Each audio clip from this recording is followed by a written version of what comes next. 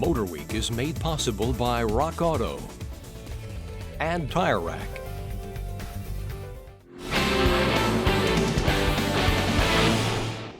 Though no longer built here in the U.S., it's hard to imagine another motorcycle built more for here than the Honda GL or Goldwing.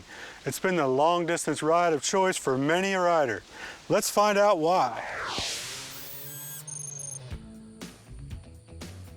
From its beginning, the Honda GL was designed for reliability and comfort, fully encapsulating what long-distance motorcycling is all about. All with a friendliness to it that make you never want to stop eating up large quantities of miles. Well, after 40 years, nothing has changed. But it's no longer alone in that mission, as a host of American and import brands have taken that same formula and become quite successful with it as well.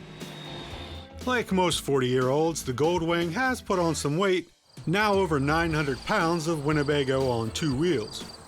1,832 cc's of flat six are more than enough to get it moving, however. Power is delivered ultra smoothly through shaft drive, while twin mufflers channel the exhaust out the back almost silently.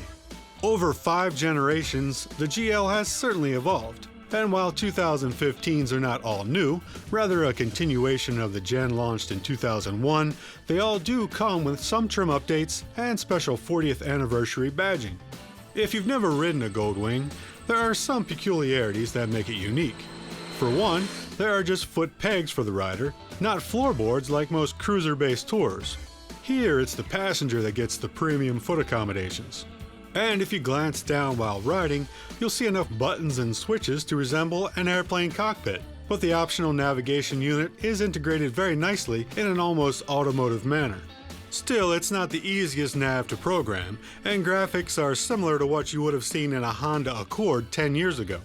The windscreen is manually adjusted, but even at its lowest setting, it creates quite a large pocket of air around you.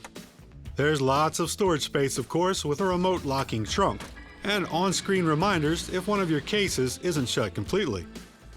What else can you say about the seat, other than it's huge, plush, and by far the best perch for your posterior in the two-wheeled world? The Goldwing may be a hard motorcycle for many to understand, especially those that like to leave their baggage behind. But the more time you spend relaxing in the seat, the more appealing it becomes. Provided you keep the weight in consideration and keep your inputs smooth, the Goldwing is a fantastic handler. But regardless of the weight, it's just an enjoyable motorcycle to spend miles on. There are 4 automotive-style trim levels of Goldwing to choose from, starting at $23,999.